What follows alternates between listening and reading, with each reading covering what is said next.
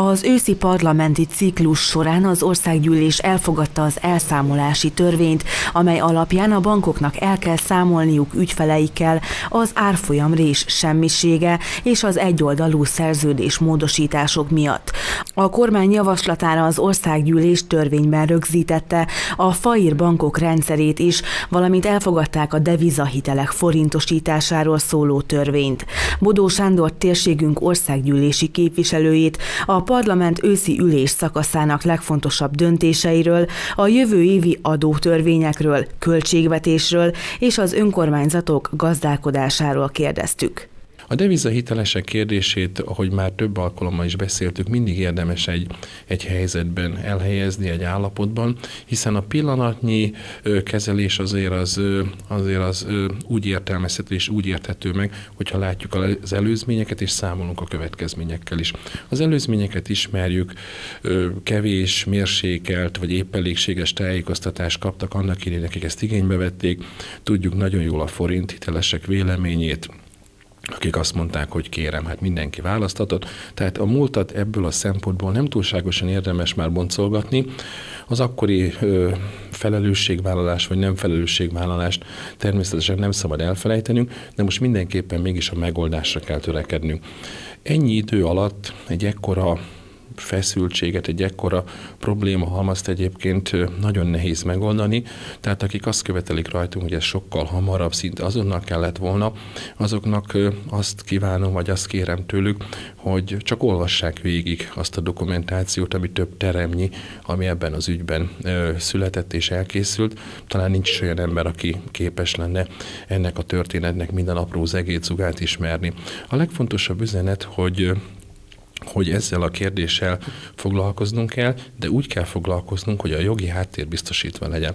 Annak nem sok értelmét látta volna a kormányzat, hogy akármilyen gyors döntés követően, akár a magyar bíróságok, akár a nemzetközi bíróságok, ahogy szokták mondani, visszadobják, visszavágják ezeket az intézkedéseket. Tehát mindenképpen egy jogi helyzetben kellett ezt a mérsékelten jogi állapotot kezelni, és hát ennek voltak időtartamai, amit be kellett tartani. Most eljutottunk odáig, hogy a bankokkal tulajdonképpen megfelelő bírósági háttérrel, tehát teljesen jogszerűen megtörténik az elszámoltatás. Kicsit szlogen, de egyébként valóság, hogy most az bankok elszámoltatásának időszaka következik, ami egyébként nem fenyegetés és nem valamiféle durva szankció, hanem egyszerűen, tényszerűen meg kell állapítani, hogy ki és hogyan járt el azokban az időszakokban. A hiteleseket nyilván az érdekli, hogy visszakanyarodjunk egy kicsit ide püspökladányba, a két lábbal a földön állva a helyzetbe, hogy mennyit kell majd fizetni, milyen áron. Nos, hát erre is megszülettek az első számítások, és azt kell, hogy mondjam, hogy nyilván sokan azt várták, hogy a forintnak tehát az árfolyam megállapítás talán az akkori érték legyen, vagy egy kicsit több. Tehát nyilván azt a forinthitelesek miatt sem lehetett megcsinálni, ezért aztán ez az árfolyam, ami napi árfolyamon lesz megállapítva, lehet, hogy sok embernek csalódást okozott, de én azt kérem tőlük is, meg mindenkitől, hogy ne a közbülső események alapján ítéljenek, hanem az alapján, hogy mikor megállapításra kerül, hogy mennyi lesz a törlesztő részletük, ténylegesen csökken 25-30%-kal vagy sem. A rezsicsökkentést is igazából akkor vették komolyan az emberek, akkor hitték el teljes messzélességgel, teljes valóságában, amikor már látták az első számlákat, hogy igen, ennyi volt és ennyi lesz. Nos, hát mi már látjuk azokat az első számokat, hogy a 80 000-es hitel az visszamegy 50 akárhány ezer forintra, és hát mondhatnénk most persze több számot, de nem lenne ildomos így kamerán keresztül papírok nélkül levezetni. De érezhető, látható az a 25-30%-os csökkentés. Ez olyan mértékű segítség, ami azt gondolom, hogy a devizahiteleseknek is egy óriási dolog, nem gerjeszt nagyobb társadalmi feszültséget más jellegű hiteleknél, és nem gerjeszt feszültséget azokban az emberekben, akik mondjuk nem éltek ezzel a hitel lehetőséggel. Az országot mindig olyan szempontból kell irányítanunk, vagy próbálni segíteni ebben, hogy egységes egészként tudjuk kezelni. A stációk azok ismertek, a sajtó kellő nyilvánosságot biztosít ennek, az ügyfelek a bankoktól meg fogják majd kapni azokat a számokat, amelyek alapján újra szerződéskötés lesz, meg fogják kapni azokat az információkat, lesz lehetőség ezeket fölvizsgáltatni, tehát állami kontroll alá fog ez kerülni, tehát nem történhet meg az, hogy akár tévedésből, akár nem is tételezek fel más, de olyan számok kerüljenek újra papírra, amelyek a jogi hátteret nem bírják, tehát az állam garanciát vállal végig erre a folyamatra, és hát a következő fél évben azt gondolom, hogy ennek ténylegesen a végére fogunk tudni járni. Nagy feladat. Az adótörvényekről is szavazott a parlament. Mik a legkardinálisabb pontok? Itt az elmúlt időszakban elsősorban a netadóról hallottunk, és a kafetéria rendszerben történő változtatásokról.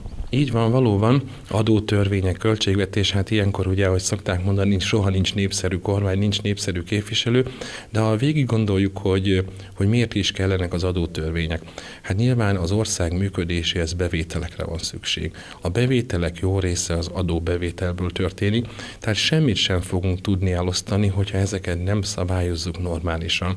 Ezért aztán sokszor az adótörvényeknek a megtárgyalása nagyobb vitát gerjeszt, mint a költségvetés akár végszavazása, hiszen a bevételek összeszedése az mindig egy olyan munka, ami hát viszonylag sok konfliktus hordoz magában.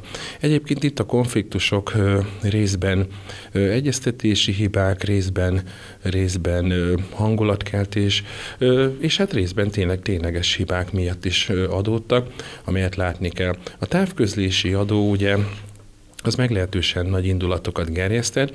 Egyébként a háttere az nem túlságosan bonyolult. A szolgáltatóknak nagyjából 75 milliárd forint nyeresége van ezen az iparágon.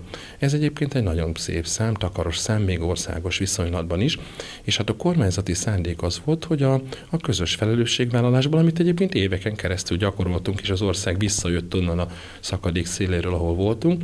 Nos, hát a közös felelősségvállalás jegyében ők is vállaljanak ebből valamiféle szerepet, akár számszerűsíteni is lehet, egy olyan 25 milliárd volt nagyjából az összeg, amelyen hozzá kellett volna járulniuk az ország költségvetéséhez, csak nem sikerült ezt az üzenetet időben letárgyalni, időben megbeszélni, nem sikerült úgy elmondani, hogy ez nem az embereknek a napi befizetéséből áll, hanem a szolgáltatóknak a hozzájárulása, és hát persze ilyenkor már mindig jön, hogy a szolgáltató vajon áthárítja, nem hárítja, milyen garanciák vannak, meg tudja állítani a kormányzat. Tehát, ahogy szokták mondani, kiszabadult a szellem a palackból, és hát ez eljutott odáig, hogy abban a helyzetben ezt a bevételt már nem lehetett tartani, ezt az intézkedést, és hát a társadalmi béke azért mindentől fontosabb, és hát ezt a tartalékból kell finanszírozni az országnak, ezt a bevételt. A kafetéria volt még egy ilyen kérdés. Nos, hát a kafetériánál tulajdonképpen hát nagyságrendileg addig az összegig, amit korábban is kaptak a dolgozók, az adó nem változott. Itt volt egy olyan szándék, hogy növekedjen az adóterhe ennek, de pontosan annak érdekében, hogy a fogyasztás azért, mert ezeket a pénzeket jó rész Magyarországon költik el, tehát a fogyasztás oldaláról ugye ez mindenképpen növekedés generáljon, emiatt ezek érvényben maradtak. Hát az extrém idézőjel, extra kafetériáknál valóban van növekedés. Én azt hiszem, hogy aki már azt meg tudja adni, az valószínűleg az adóterhét is tudja ennek vállalni. Itt a választókerületben nem találkoztam még ilyen mértékű kafetéria juttatással, sajnos. A kormány tervei szerint a pedagógus életpálya modell bevezetését követően a rendvédelmi dolgozóknál is elkezdődhet egy kiszámítható bérrendezés. Emellett a szociális ágazatra vonatkozó életpálya modell is előkészítés alatt áll, tudtuk meg Bodó Sándortól. Most egy új ágazat, a rendvédelmi dolgozók is következnek, de hát itt megint az a kérdés, hogy melyik ujjamat harapjam, ahogy szokták mondani erre mifelé, mert hát lenne számtalan meg egy olyan ágazat, ahol ez az intézkedés szükséges. Most a rendvédelmi dolgozó, de nagyon komolyan elő van készítve a szociális ágazat, egyébként ott is rettenetesen alacsonyak a bérek, tehát ott is fontos, hogy valamiféle tehát juttatás is, meg valamiféle, mert ez nem csak juttatásról szól, egyébként valamiféle fix támpont legyen azoknak, akik ezt választják élethivatásul. Hát egyszerre minden nem sikerül, haladunk, ahogy tudunk. térséget nézzük, a sánréti térséget, itt is az önkormányzatoknál zajlik a pénzügyi előkészítése a költségvetésnek, milyen az önkormányzatok helyzete. Most új testületek vannak, új helyzetek vannak, milyen információja van képviselő úrnak? Igen, valóban az önkormányzatok már készítik a következő évi költségvetést. Azért nagyon sok számadat már ismert, tehát már lehet tervezni, feladatok egy része is, de még az előző, tehát a jelenlegi sem zárult le. Amikor az adósságátvállalás megtörtént, akkor minden önkormányzat azért jelentős milliárdos tehertől szabadultak meg, például egy ilyen nagyságrendűek is, mint mi vagyunk. Tehát a kisebbeknél is az a néhány 10-100 millió azért az óriási dolog volt, és hát a feladatfinanszírozás is bevezetésre került, ami azt jelenti, hogy amit el kell végezni, arra kapnak pénzt szűkösen, hát mindig szűkösen természetesen, de hát a törvény és az élet az nem mindig találkozik, hát általában ebből vannak a konfliktusok, tehát azért az önkormányzatok életében mindig történhet olyan dolog, ami indokoltá teszi, hogy valami rendkívüli támogatásra is pályázzanak. Ne adj Isten, egy elvesztett bírósági per, vagy egy rendkívüli élethelyzet, most nem mondok példákat, nehogy beteljesüljön. Egyébként a bírósági per sem életszerű, tehát nem ladányra vonatkozik egyáltalán. Tehát mindig történhet valami olyan, ami 1-2-3-5 év távlatából köszön vissza, és most kell érte helytállni. Tehát erre is kell mindig a költségvetésbe azért tartalékot képezni, mint ahogy a család is otthon, ha van lehetősége, képez egy kis tartalékot arra, hogy valami rendkívüli élethelyzet bekövetkezik. Tehát most még ezen dolgozunk. Egyébként a térségből a települési önkormányzatok jó része kisebb-nagyobb mértékben erre adott be pályázatot, pótigényt. Ezt azt hiszem, hogy 1-2 héten belül meg is fogják kapni, tehát ez egy fontos munka lesz. Hát remélem, erről is tudunk majd itt is beszélni néhány szót, mert ezzel tulajdonképpen ezt az évet problémamentesen, harmonikusan le tudjuk zárni pénzügyileg. És hát így tudjuk majd a következő évet megint megnyugtatólag kezdeni. A legfontosabb feladatok, a fő paraméterek egyébként az önkormányzati világban úgy tűnik nem változnak. Most a nagyságrendileg olyanokra gondolok, hogy például az iskolák átvétel az ugye az a korábbi időszakban megtörtént, nyilván ott annak a költségvetési átvezetésével együtt.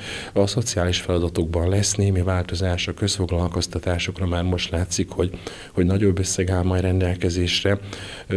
Az Európai Uniós fejlesztési időszaknak az ön részét, azt most még picit talán kisebb mértékben kell megállapítanunk, hiszen a programok, ha el is kezdenek megvalósulni a következő év első felében nyarán, ennek a pénzügyi elszámolása ez át tud csúszni később időszakra, át is kell, mert ugye ennek ez a rendje. Milyen nagyobb fejlesztések vannak, ha már a térségnél tartunk, mit lehet kiemelni a beruházások között? Igen, hát nagyon sok beruházás van, ami kicsit időzavarba került az Európai Uniós finanszírozás miatt, és itt tényleg nem arról van szó, hogy valaki helyben jelentőset mulasztott volna. Egy viszonylag számunkra új, meglehetősen ilyen brüsszeli bürokratikus rendez, de hát az utcabelieket ez különösebben nem érdekli, az érdekli, hogy mi halad el a kapu előtt, és hát azt kell, hogy mondjam, hogy a szennyvíz beruházás itt a térségünkben az előző időszakban és még a következő néhány évben is egy ilyen nagyon kardinális, tehát majd minden települést érintő probléma volt. A projektzárás azt helyel közel nagyon sok esetben már megvalósult, Kaba Bárántetétlen az napokban történt, Püspökladány is a vége fele járt, tehát tulajdonképpen itt sincs már olyan rettenetesen sok munka hátra. Tehát ezeket a programokat időben le tudjuk zárni. A Bihar Nagybajom-Sárét udvari az még nem kezdődött el, tehát ott van egy kis időzavar közbeszerzés miatt. Hát halad a munka. Ezeket a települési önkormányzati projekteket itt a térségben egyébként jó intenzitással és jó hozzáállással kezelték a polgármesteri hivatalok, az önkormányzatok, a polgármesterek, és hát ha körbenézünk, mondjuk valaki veszi a fáradtságot és egy 10 évvel ezelőtti fotósorozatot megnéz egy-egy településről, meg mondjuk most körbesétál, hát óriási különbségek vannak. Tehát lehet itt vitatkozni, lehet persze sokfélét mondani, hogy nem így, meg nem úgy, meg egészen másképpen, de végig kell menni. Egy fényképalbummal meg kell nézni, mi volt itt ezelőtt 6-8-10 évvel, meg mi van most. Hogy szokták mondani, hát a személynek csak hisz az ember, hát ezek mindenképpen olyan dolgok, amit érdemes követni. De ezzel egy időben egyébként a nagy ágazati projektek is itt vannak a térségben. Hát a vasút az minden örömével és pici bosszúságaival az itt még néhány évig az életünk rész lesz, már úgy értem a vasútépítés. A kormányzat döntött arról, hogy folytatódik Debrecenig ez az építkezés. Hát Püspökladány most a kellős közepén van, ez így tél közepén mérsékelten jó hír, de mindenképpen haladnunk kell, de hát majd jövőre megtudják a kabaiak, a szoboszlóiak és az ebesiek is. Itt már legalább ténylegesen zajlik a munka, tehát minél hamarabb túl leszünk rajta. Még egy témát próbáljunk körüljárni, ez pedig, ami szintén érinti a költségvetést és a helyi emberek, itt is közmunkaprogram. Ebben mi várható a jövő évben, hiszen nagyon sokan vannak a rendszerben, sokaknak mondjuk februárig van szerződés, ők azt várják, hogy láthassanak egyfajta folytatást. Itt szigorúság van, itt tényleg az egyik legszigorúbb döntés már megszületett, ami csak megszülethetett, az, hogy mindenkinek dolgozni kell.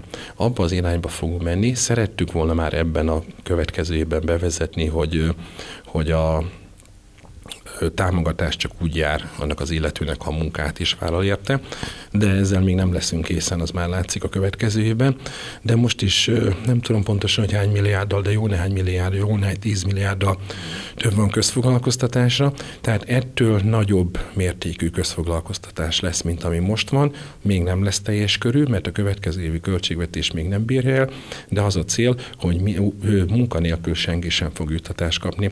Egyébként ez a mi térségünkben, beszélgetek parlamenti képviselő kollégákkal, és kicsit irigykednek is, ez a mi térségünkben, ez nem rossz hír.